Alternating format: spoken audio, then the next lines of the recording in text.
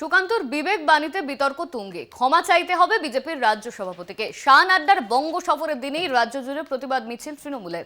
স্বামীজির ছবি ও ফুটবল হাতে প্রতিবাদ। কলকাতার রাজপথে শশী পাজা ও সায়নী ঘোষ ফুটবল খেলে সুকান্তকে বুঝিয়ে দিতে চাইলেন গীতা পাঠের চেয়ে ফুটবল খেলাই ভালো। বিবেকানন্দকে অপমান করে ঠিক করেননি সুকান্ত, ক্ষমা তাকে চাইতেই হবে। তোপের মুখে অনড় বিজেপির রাজ্য সভাপতি। স্বামী বিবেকানন্দ বলেছেন, দুর্বল শরীরে তুমি গীতার বাণী আওড়াতে পারবে না, শক্তিশালী শরীর দরকার। যার শরীর নেই তার জন্য ওটা ভালো, আর যার বুদ্ধি কম তার জন্য গীতা পড়া ভালো। ব্রিগেডে লক্ষ্য কণ্ঠে গীতা পাঠে লক্ষ্য পূরণ না হয় দিশেহারা সুকান্ত মজুমদার বিবেকানন্দ নিয়ে বেফাঁস মন্তব্য করে বসলেন। তৃণমূলে কড়া সমালোচনা। বিজেপি রাজ্য সভাপতি হয় গীতাটাই পড়েননি, না হয় বিবেকানন্দ সম্পর্কে কোনো ধারণাই নেই। তৃণমূলের তুলোধনায় ঘেঁটে গেলেন সুকান্ত, সাফাই দেওয়ার চেষ্টা করলেন, নিজেকে আরও হাস্যকর করে তুললেন। বিবেকানন্দ পরিষ্কার বলছে, তুমি দুর্বল শরীরে গীতা ধারণ করতে পারবে না।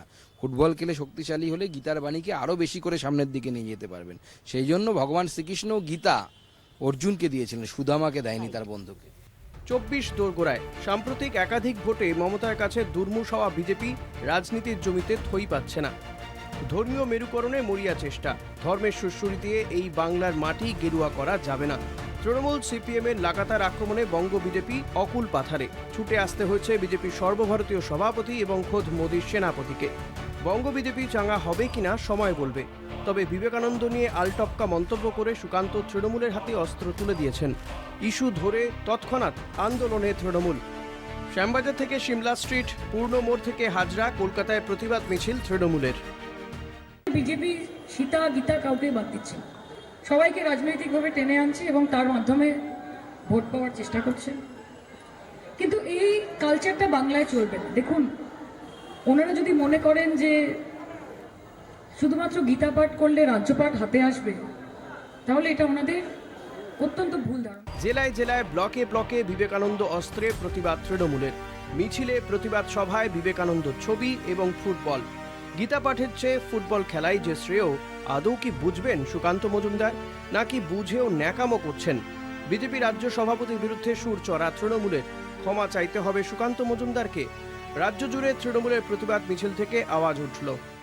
আমরা দাবি জানাচ্ছি সুকান্ত মজুমদারকে সরাসরি যাতে ক্ষমা চায় এবং প্রকাশ্যে সাংবাদিক সম্মেলন করে ক্ষমা চাইতে হবে আমাদের সকলের কাছে, যেহেতু আমাদের মহাপুরুষ স্বামী বিবেকানন্দকে তিনি অপমান করেছেন। আমাদের কোন নেতৃত্বের নামে যদি বিজেপি কোন নেতা কোন পুরুষকার মন্তব্য করে, পুরুষ থেকে যেন আগামী দিন বিজেপির কোন কর্মী ঘর থেকে বেরোতে না পারে, সেটা সুকান্ত মজুমদারের বাবা এলেও কিন্তু আটকাতে পারবে না তৃণমূল যুব কংগ্রেসের কর্মীকে।